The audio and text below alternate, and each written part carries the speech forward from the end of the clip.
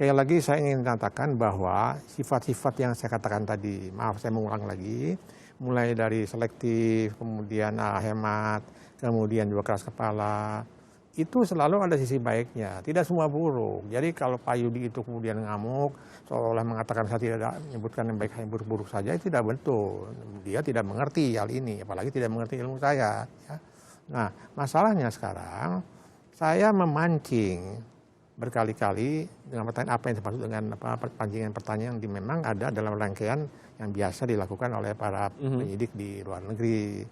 Nah, kan orang semua mengatakan bahwa Jessica itu tenang, tidak bisa kelihatan, susah dibaca dan sebagainya. Di situ kartu truf itu harus dibuka. Senjata untuk memancing dan kemudian ingin lihat reaksinya itu terpaksa dibuka. Maka itu kemarin saya ceritakan. Hasilnya apa waktu Anda pancing dan terbuka itu? Ya, terbuka itu memang ya seperti yang Anda lihat, kemudian dia nangis. Nah, apa yang bisa kita ceritakan, apa yang kita lihat dari nangisnya Jessica? Ya artinya tidak sesuai kan, katanya orang dia tidak mengenal rata saja mukanya, tidak pernah bersedih dan sebagainya. Itu pertanyaan saya itu namanya pertanyaan jebakan, ya denkvragen dalam bahasa Belanda.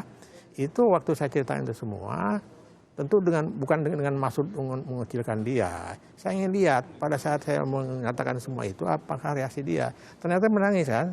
Nah artinya apa? Memang dia tuh orang biasa-biasa saja yang tidak menderita psikopat. Dia tidak betul. Ada orang saya mengatakan juga tidak betul. Ada salah seorang teman saya itu psikopat. Bukan. Nah artinya begini. Kalau kemudian saya mengatakan itu tanpa mengeluarkan penghargaan terhadap Jessica, saya juga merasa terenyuh. Saya juga merasa kasihan begitu. Tapi terpaksa pertanyaan-pertanyaan yang menyudutkan itu dikeluarkan, kepengen lihat reaksinya. Nah kalau misalnya dia tidak bersalah, dikatakan itu ya orang dia cuma ketawa, saya nggak begitu. Prof, waktu pemeriksaan kan ada pertanyaan-pertanyaan jebakan yang Anda keluarkan. Ya. Itu pertanyaan semacam apa untuk mengeluarkan apa? Adakah hasil yang menyatakan bahwa Jessica memiliki kecenderungan untuk membunuh? Karena kan tersangka dan terdakwanya hanya satu. Baik, saya akan terangkan begini. Jadi sebagaimana saya katakan tadi, kalau orang punya karakter emotionally unstable personality, itu kan perasaan berubah-berubah, bisa seperti itu. Nah, salah satu ciri dari studi kepustakaan literatur dan terjadi di Amerika, seperti O.J. Simpson. O.J. Simpson itu sudah cerai dengan istrinya, tapi nggak mau dia kehilangan si istrinya. Kemana dia pergi dia kuntit terus, ya.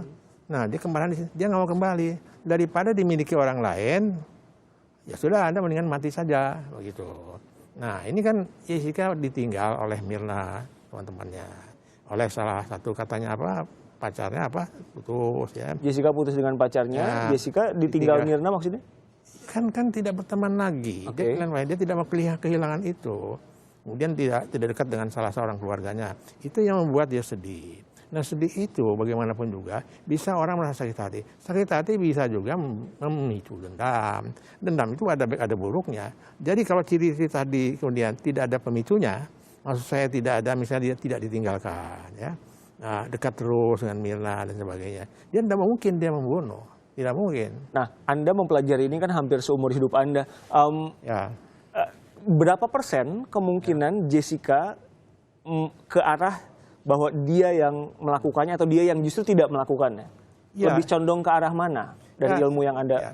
Saya ingin katakan bahwa saya tidak mengatakan langsung seperti itu, tapi ya dari perjalanan wawancara, dari gesturnya, dari fisionominya, ya memang pilihan yang paling besar karena tidak ada satupun yang bisa membuktikan bahwa bagaimana gerakan-gerakan yang mencurigakan berkali-kali itu, kecemasan-kecemasan yang terbayang, perbedaan kecemasan antara waktu Mirna belum datang dan sudah datang. Kuantitatif lebih banyak terjadi pada yang pertama sebelum datang. Tapi kualitatif, dia menunjukkan kecemasan yang luar biasa. Kaget, menyesal dan sebagainya. Dan itu ada literaturnya. Ya, dan misalnya, itu tidak wajar? Kalau tidak wajar, misalnya begini, apa artinya ini? Dia sangat, kaget kenapa jadi seperti ini. Bisa juga menyesali perbuatannya. Dia begini, yang semula pada waktu pemeriksaan pertama tidak pernah begitu. Ya. Nah, pada saat Mirna belum datang, dia pun gelisah. Banyak kan kelihatan dia lihat kiri, lihat kanan dan sebagainya. Nah, tapi kualitasnya lebih terlihat pada saat sebelum kejadian sudah mau duduk sama-sama, dia mulai gugup. Nah setelah kejadian kemungkinan terjadi macam-macam. Ya. Bisa saja dia ingin menghindar, dia jaraknya jauh, dia pergi. Prof, jawaban dari pertanyaan Anda yang mana yang menurut Anda ini tidak wajar dari bahasa tubuhnya, dari jawabannya, dan dari reaksinya? Ya. Dari bahasa tubuh banyak sekali. Saya perhatikan bahasa tubuh sebelum Mirna datang dan bahasa tubuh setelah Mirna kemudian Mirnanya terjatuh. Ya. Itu bahasa tubuh kecemasan itu menjadi kunci utama di dalam pelajari gestur itu. Macam-macam, ada 39 tanda-tanda kemudian. Dan itu sudah diteliti oleh ahli-ahli dan sebagainya. Itu kebanyakan memang betul. Seperti saya katakan, contoh dari Bill Clinton. Waktu terjadi perselingkuhannya dengan Monica Lewinsky, ya, diperiksa di tahap pertama, dia marah-marah begini-begini, dan semua orang percaya dia tidak melakukan. Pada saat juri kemudian meriksa dia, kelihatlah tanda kecemasannya itu, sampai 6 kali lebih dia memegang hidungnya. Itu. Kan orang bisa saja memegang hidung agak gatel gitu. Oke, kalau konteksnya Jessica kian dibuka, kian terlihat atau gimana? Iya, banyak gestur-gestur yang tidak sesuai. Tidak serasi Anda katakan kemarin. Tidak serasi seperti itu. Gestur-gesturnya menunjukkan dia harapan terjadi cepat dan sebagainya. Dia gugup. Dia bisa kenapa jadi begini nih, misal begini ya. Ada lagi yang begini, ada lagi macam-macam lah. Itu hal buruk gestur yang itu? Itu gestur itu menunjukkan bukan hal buruk, tapi menunjukkan ketakutan, kecemasan, kepengen diketahui orang dan sebagainya, dan dia mungkin ada sedikit menyesal dan sebagainya. Itu begini, manusia itu otaknya itu terdiri dari batang otak, ada otak neokorteks, otak yang menyuruh dia berbohong, dan ada otak yang menyuruh dia ada yang mengakui bohongnya. Itu otak limbik namanya. Tercermin di mana? Di gerak tubuh dan gerak-gerak wajah. Kalau pertanyaan simpelnya saya bikin kayak gini, apakah Jessica berbohong?